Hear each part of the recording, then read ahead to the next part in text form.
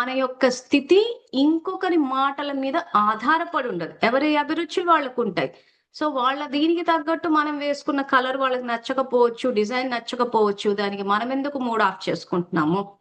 అంటే మనం అక్కడ వాళ్ళ మీద ఆధారపడిపోయి ఉన్నాం. సో, నా జీవన శైలి బట్టలు గాని, జ్యువెలరీ గాని, ఇల్లు గాని, ఏది గాని నా జీవన శైలి అవతల వాళ్ళకి నచ్చితేనే నేను సంతోషపడతాను అంటే అది ఎప్పటికీ జరగదు. అందుకే తాబేలు ఉదాహరణ ఇచ్చి మీరు కళ్ళ ద్వారా చూస్తున్నా, చెవుల ద్వారా విన్నా స్థితి స్థిరంగా ఉండాలి అంటాడు.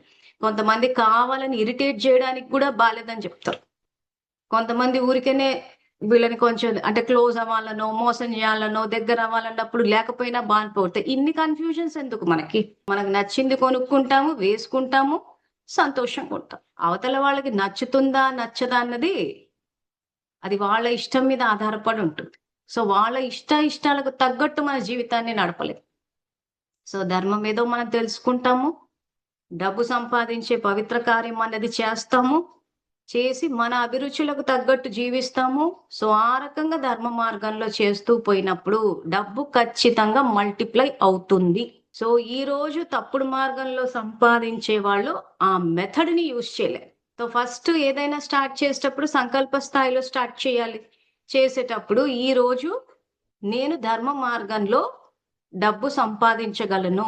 నా దగ్గర ధనం సమృద్ధిగా ఉన్నది అని అన్నప్పుడు ధర్మ మార్గంలోనే మనకు డబ్బు తిరిగి వస్తుంది. ఇప్పుడున్న పరిస్థితుల్లో ఆ రకంగా సంపాదించలేము.